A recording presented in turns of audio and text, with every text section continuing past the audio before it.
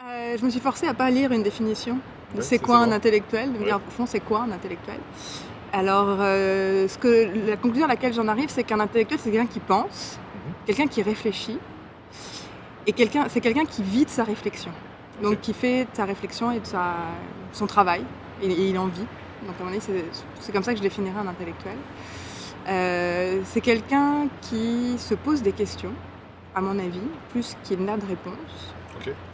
Ce qui m'amène à penser qu'un intellectuel, c'est quelqu'un qui intervient dans le débat public, qui intervient dans le débat, dans la société, et qui du coup amène une nouvelle perspective. À mon avis, la responsabilité de l'intellectuel, c'est d'amener une nouvelle perspective dans le débat. OK.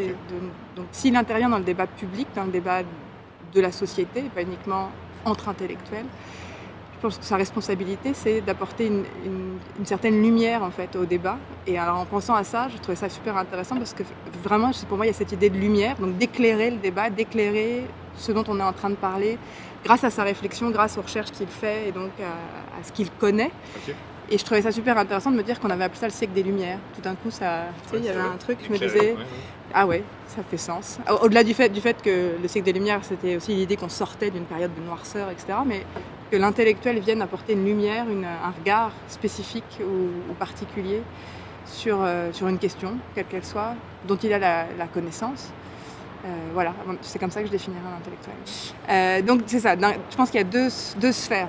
Il y a la sphère des intellectuels entre eux, et je pense que les deux sont nécessaires en fait. Il y a les intellectuels entre eux qui réfléchissent entre eux, qui confrontent leurs idées, qui font état de leurs recherches entre eux, et du coup il y a un débat qui naît, et on peut confronter nos idées. Donc par exemple si je te parle de droits et libertés, et que je te donne par exemple ma vision de la liberté d'expression, qui est une vision très européenne, toi tu peux venir avec ta vision plus nord-américaine de la liberté d'expression, on engage un débat, et c'est un débat à un niveau d'intellectuel en fait. Et puis du coup Oui. on nourrit notre réflexion, notre pensée, et puis on avance, on chemine ensemble grâce aux travaux des autres, et donc ça, on se nourrit les uns les autres entre intellectuels. OK. Mais après, il y a les intellectuels et la société, ou je sais pas comment il faut l'appeler, mais il y a dans le débat public. Et on est appelé, les médias nous appellent quand il se passe quelque chose qui concerne nos champs de réflexion, et les débats nous demandent notre avis. Et là, on intervient dans le débat, mais à un autre niveau. C'est-à-dire que là, il faut qu'on soit capable d'expliquer ce qu'on fait, mais dans des termes qui ne sont pas ceux qu'on a avec notre sphère d'intellectuels, parce que sinon, On va larguer les gens. bah, c'est ça, on ne se comprend plus. En fait, finalement, il n'y a plus de débat. On n'est pas là pour donner des cours, on est là pour... si on est là pour amener une nouvelle perspective, mais il faut être entendu. Et du coup, faut être capable d'avenir avec ses connaissances. Et puis voilà, d'éclairer, de donner un point d'éclairage sur une question spécifique. À mon avis, c'est une insulte, Oui, c'est ça. être intellectuel. Mais qu'est-ce qui explique que c'est devenu une insulte pour certaines personnes? Ça, je sais pas. Pourquoi? Mais moi, j'ai vécu là-dedans. Hein. C'est-à-dire que... moi, j'ai vécu dans l'idée que les profs étaient des gens qui foutaient rien et qui étaient des cancres, enfin bref, et qui étaient planqués dans leur... Les profs universitaires ou tous les profs? Tous les profs universitaires avaient peut-être un peu meilleure presse, OK. mais pas beaucoup plus.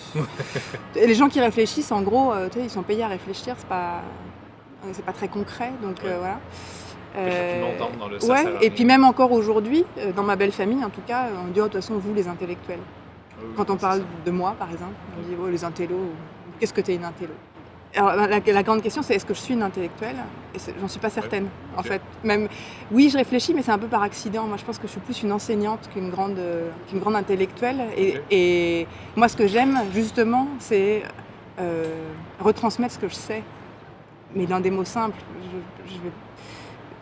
Si je parle de droit des conflits armés à des personnes qui n'en ont jamais entendu, moi le moment que je préfère dans mes cours, c'est quand je dis à mes étudiants, bah oui, dans la guerre, il y a aussi du droit qui s'applique. Ouais. Juste d'avoir dit ça, des gens qui tout à coup allument, disent, waouh, ok, dans la guerre, c'est pas juste le chaos total, on peut réglementer ça.